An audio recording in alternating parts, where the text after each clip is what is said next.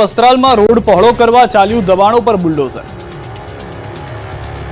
અમદાવાદના વસ્ત્રાલ વિસ્તારમાં તંત્રે મેગા ડિમોલિશન કર્યું। વસ્ત્રાલના મહાદેવનગરમાં 80 ફૂટનો રોડ બનાવવા માટે તંત્રએ તવાઈ બોલાવી।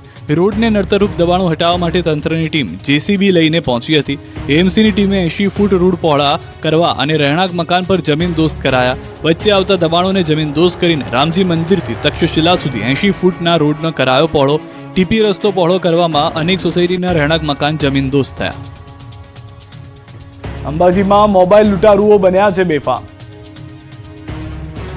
અંબાજી મંદિરે દર્શન કરવા જાઓ તો લૂંટારૂ ટોળકીથી સાવધાન રહેજો। મોબાઈલ પર વાત કરતી વખતે ધ્યાન રાખો, કેમ કે મોબાઈલ ચોરો બેફામ બન્યા છે। અંબાજીમાં મોબાઈલ સ્નેચિંગની ઘટના બની છે। યાત્રિકોનો મોબાઈલ લઈને લૂંટારૂ ફરાર થઈ ગયા છે। મોબાઈલ સ્નેચિંગની ઘટના સીસીટીવીમાં કેદ થઈ। દ્રશ્યોમાં જોઈ શકાય છે કે અંજતાની ગેલીમાં 2 અજાણ્યા શખ્સો બાઇક ઉપર આવતા હતા અને યાત્રિકોનો મોબાઈલ જૂટવીને ફરાર થઈ ગયા। ઘટનાને લઈને અંબાજી પોલીસમાં જાણ કરાઈ। રાત્રિના 10:30 કલાકે બની ઘટના। પોલીસે સીસીટીવીના આધારે તપાસ હાથ ધરી। વાપીમાં ઘરફોડ ચોરીની ઘટના વધી। નીલકંઠ ડ્રીમ હાઉસમાં ખાબકી ટોળકી। કડકડતી ઠંડીમાં તસ્કરો તરખાટ મચાવી રહ્યા છે। વલસાડ જિલ્લાના વાપીમાં એક પછી એક નાની મોટી ચોરીઓ કરી તસ્કરો ભર શિયાળે પોલીસને પરસેવો પડાવી રહ્યા છે। આ વખતે તસ્કરોએ વાપીના છેવાડે આવેલા ચણોદ ગામની એક સોસાયટીને નિશાન બનાવી। ચણોદના નીલકંઠ ડ્રીમ હાઉસ સોસાયટીને નિશાન બનાવી તસ્કરો એક પછી એક 4થી વધુ રો હાઉસમાં ચોરીનો પ્રયાસ કર્યો।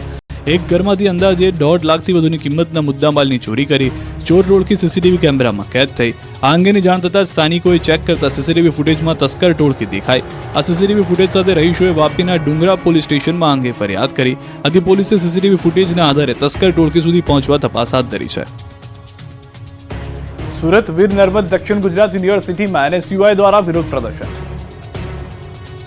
સુરત વીર નર્મદ દક્ષિણ ગુજરાત યુનિવર્સિટીમાં એનએસયુઆઈ દ્વારા વિરોધ પ્રદર્શન કરાયું। તાજેતરમાં યુનિવર્સિટી પરિસરમાં વિજય કટારિયા નામના વિદ્યાર્થી દ્વારા કુલપતિની ગાડી આગળ દારૂની ખાલી બોટલ ભરેલ કોથળો ફેંકવામાં આવ્યો। ત્યારે આ ઘટનાનો એનએસયુઆઈ કાર્યકરો દ્વારા વિરોધ કરવામાં આવ્યો। એનએસયુઆઈ કાર્યકરોએ વીસીની ઓફિસ બહાર વિરોધ પ્રદર્શન કર્યું। પહેલા યુનિવર્સિટીની બહાર હલ્લાબોલ કર્યો, બાદમાં નારેબાજી કરતા યુનિવર્સિટીની અંદર પહોંચ્યા। અહીં લોખંડની જાળી બંધ હોવાથી કાર્યકરો જાળી પર ચડી ગયા અને નારેબાજી કરી યુનિવર્સિટી ગજવી હતી। યુનિવર્સિટી પરિસરમાં દારૂની બોટલો આવી જ કેમ તેવા સવાલો એનએસયુઆઈએ કર્યા। મહત્વનું છે કે દારૂની ખાલી બોટલ મૂકવાની ઘટના સીસીટીવીમાં કેદ થઈ હતી અને આ મામલે વેસુ પોલીસ મથકમાં વિદ્યાર્થી સામે ફરિયાદ પણ કરવામાં આવી। બારડોલીમાં કાદવ કિચડમાંથી નીકળી અંતિમ યાત્રા। સુરતના બારડોલીમાં તંત્રે સોસાયટીનો રોડ બનાવવા માટે ખોદી તો નાખ્યો, પરંતુ રોડ તુરંત ન બનાવતા રોડ પર કાદવ કિચડનું સામ્રાજ્ય છવાયું। ચાલીને જવું પણ મુશ્કેલ છે, વાહન તો ચાલી જ ન શકે। ત્યારે ગંદકીયુક્ત રોડમાંથી એક પરિવારને સ્મશાન યાત્રા કાઢવાની નોબત આવી। બારડોલીના બેન્ડવાળા ટેકરા પાસે તંત્રએ ગટરની લાઈન નાખવા માટે રોડ ખોદ્યો બાદ રોડ નહીં બનાવતા મુશ્કેલીનો સામનો કરવો પડ્યો। લોકોએ કાદવ કિચડમાંથી પસાર થઈને મૃતદેહને સ્મશાન સુધી પહોંચાડવો પડ્યો।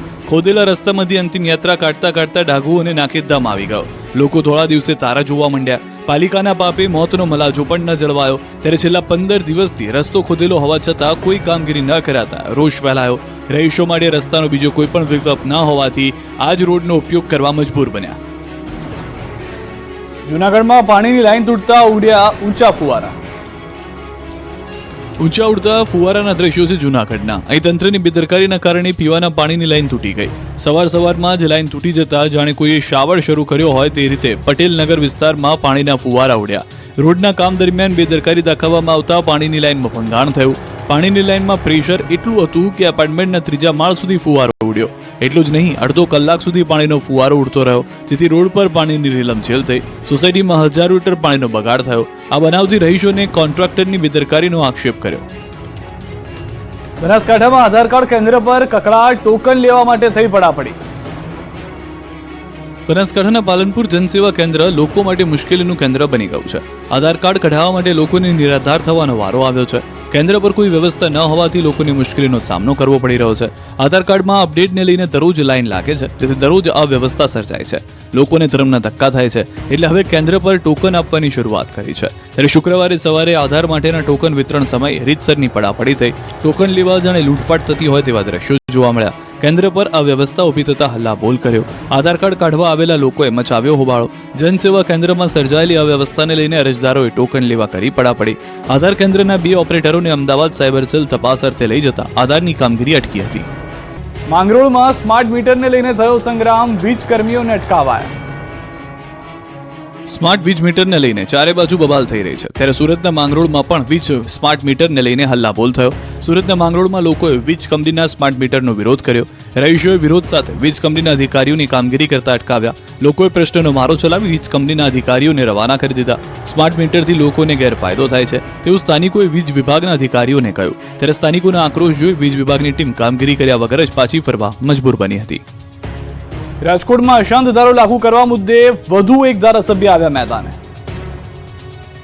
રાજકોટમાં અશાંત ધારો લાગુ કરવા મુદ્દે વધુ એક ધારાસભ્ય આવ્યા મેદાનમાં. રાજકોટ પશ્ચિમ બાદ હવે રાજકોટ દક્ષિણના ધારાસભ્ય રમેશ ટીલાળાએ સ્થાનિક કોર્પોરેટર સાથે રાખી કલેક્ટરને મળી અશાંત ધારો લાગુ કરવા માંગ કરી. રાજકોટ શહેરના વોર્ડ નંબર 7, 8 અને 14માં અશાંત ધારો લાગુ કરવાની માંગ કરવામાં આવી. રામનાથપરા, સોની બજાર, વર્ધમાનનગર, પ્રહલાદ પ્લોટ સહિતના અનેક વિસ્તારોમાં અશાંત ધારો લાગુ કરવાની માંગ કરાઈ. ત્યારે સ્થાનિકોની માંગને લઈ કલેક્ટર કેવી કાર્યવાહી કરે છે તે જોવું રહ્યું. અગાઉ ધારાસભ્ય દર્શિતા શાહે પણ અશાંત ધારા મુદ્દે કલેક્ટરને રજૂઆત કરી હતી. આ વિસ્તારમાં અન્ય ધર્મના લોકો મકાનો ખરીદી ગેરકાયદે પ્રવૃત્તિ વિસ્તારી રહ્યા હોવાની રજૂઆત કરી છે. રાજ્યમાં બાર એસોસિએશનની યોજાઈ ચૂંટણીને લઈ વકીલોમાં ઉત્સાહ. રાત્રે આવશે પરિણામ. ગુજરાતભરમાં બાર એસોસિએશનના પ્રમુખ અને હોદ્દેદારો માટેની ચૂંટણી યોજાઈ હતી, જેને લઈને મતદાન સવારે 9 વાગ્યાથી શરૂ થઈ ગયું. સાંજે 4:30 વાગ્યા સુધીમાં ચાલેલા મતદાનને લઈને રાજ્યભરના વકીલોમાં ઉત્સાહ જોવા મળ્યો.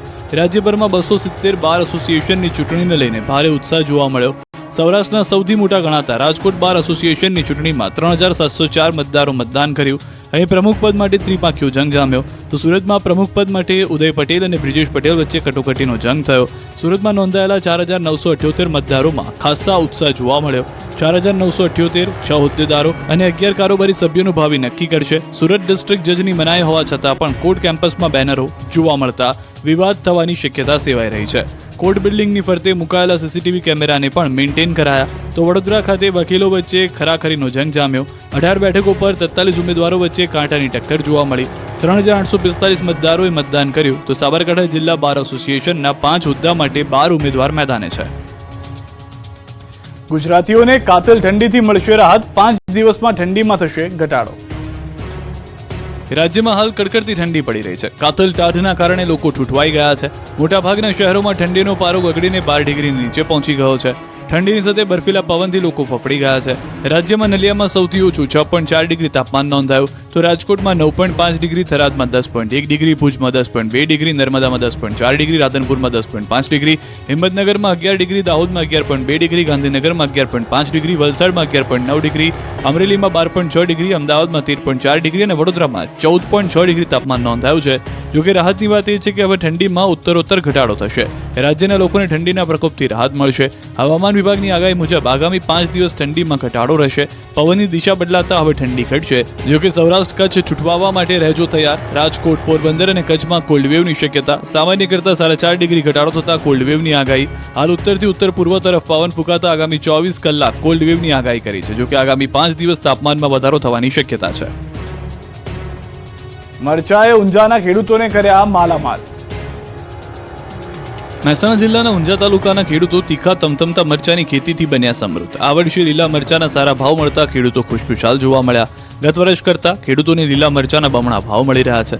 ગત વર્ષે 20 કિલો મરચાના ભાવ 500 થી 550 રૂપિયા હતા, જ્યારે આ વર્ષે 800 થી 1000 રૂપિયા ભાવ માર્કેટમાં બોલાઈ રહ્યા છે.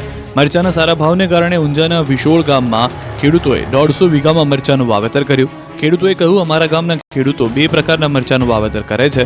દેશી અને હાઇબ્રિડ મરચાનું વાવેતર કરવામાં આવે છે, જેમાં હાઇબ્રિડ મરચા તીખા અને વધુ સમય સુધી ટકી રહે છે, જ્યારે દેશી મરચાનો ભાવ શિયાળામાં વધુ જોવા મળે છે. વિશોળના મરચા આજુબાજુ માર્કેટયાર્ડ, સિદ્ધપુર, વિસનગર, મહેસાણા સહિત